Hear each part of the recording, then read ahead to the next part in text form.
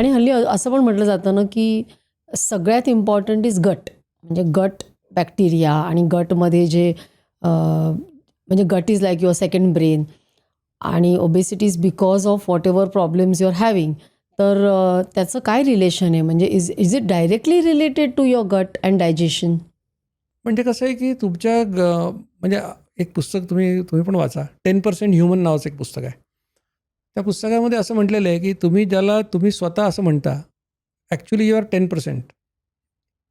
म्हणजे तुमच्या एका सेलसाठी there are 9 microbes in your body. त्याच्यामुळे आणि आपण एक त्यांच्याबरोबर सिम्बायोटिक रिलेशनशिप ठेवून काही प्रोटीन्स आपण त्यांच्याकडून निर्माण करून घेतो वगैरे वगैरे. असं खूप छान पुस्तक आहे ते. आणि त्याच्यामुळे त्याने तर अगदी ते आता जनरली असे विशेषतः US लोकांचं लिहिण्याची पद्धत अशी असते की एखादी गोष्ट सापडली की ती सगळ्या रोगांवर रामबाण इलाज म्हणून ते सांगतात. पण तो मुद्दा फार महत्त्वाचा आहे की तुमचे मायक्रोबायोम जे आहेत, आता व्हिटॅमिन B12 डेफिशियन्सी आपल्याला दिसते.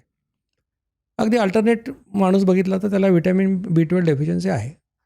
आता व्हिटॅमिन B12 तयार कुठे होतं? लार्ज इंटेस्टाईनमध्ये बॅक्टेरिया तयार करतात.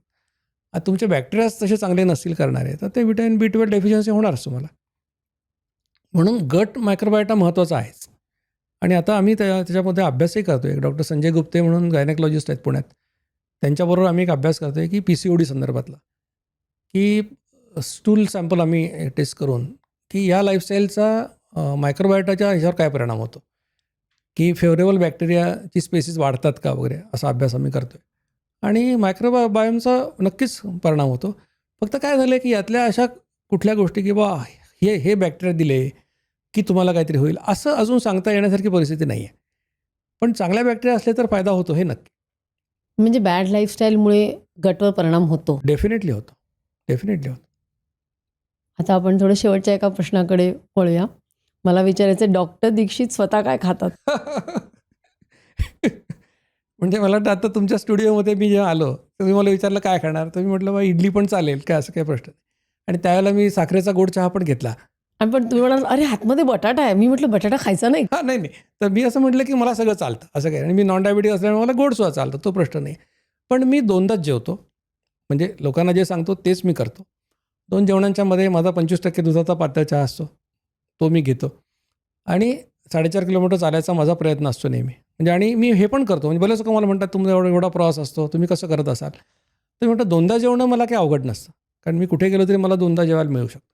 खाण्याचा सिक्वेन्ससुद्धा आम्ही गाडीमध्ये बऱ्याच वेळा ड्रायफ्रूट ठेवतो, काकडी टोमॅटो ठेवतो.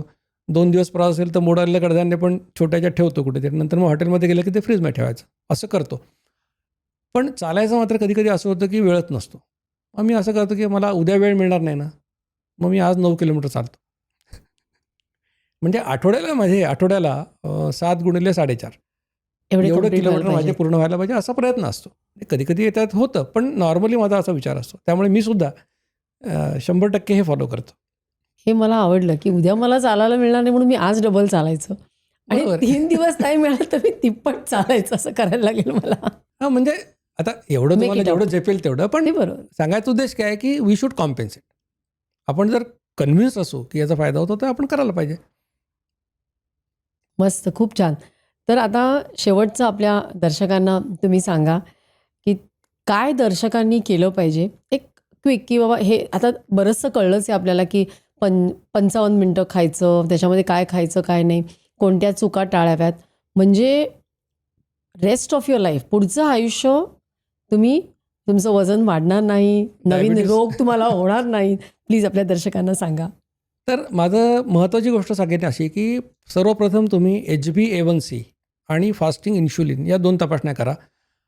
जनरली लोकं ब्लड शुगर करतात आणि शांत बसतात. तेवढंच करू नका. HbA1c फास्टिंग इन्शुलिन करा. आणि याच्यामुळे तुम्हाला काय कळेल की तुम्ही नॉन डायबेटिक आहात, प्री डायबेटिक आहात की डायबेटिक आहात, हे कळून घ्या.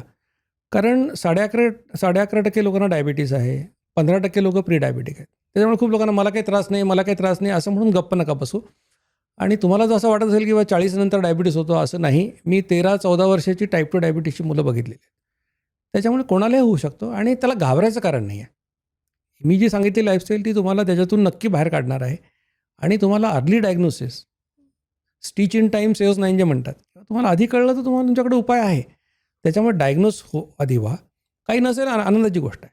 आणि मग तुम्ही नॉन डायबेटिक आहात, डायबेटिक आहात, यानुसार तुम्हाला मी जी लाईफस्टाईल सांगितली की कडक भुकेच्या 2 वेळा ओळखा, 2 वेळा जेवा, पहिला सल्ला आहे. जेवण जास्तीत जास्त 55 मिनिटात संपवा. म्हणजे 55 मिनिटं खा असं नाही.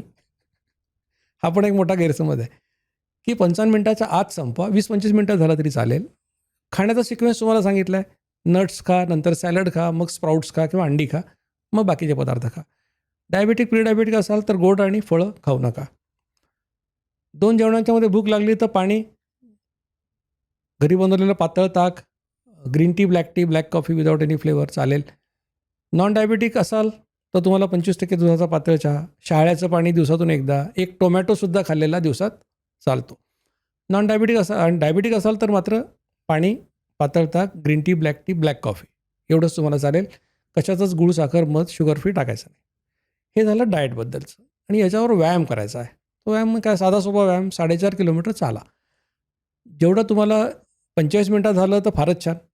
नाही झालं 50 मिनिटं, 1 तास, जेवढं लागेल तेवढं लागेल, तेवढं चाला. एकदा तुम्हाला 45 मिनिटं 4.5 किलोमीटर जमायला लागलं की पळायला लागा.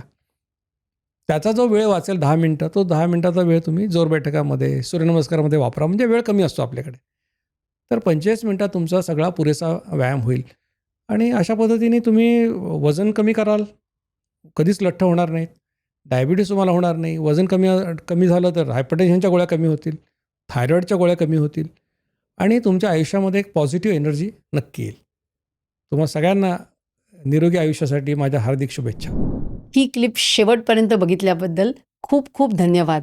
संपूर्ण एपिसोड बघण्यासाठी खाली दिलेल्या लिंकवर क्लिक करा आणि सर्व काही चॅनलला सबस्क्राईब करायला विसरू नका.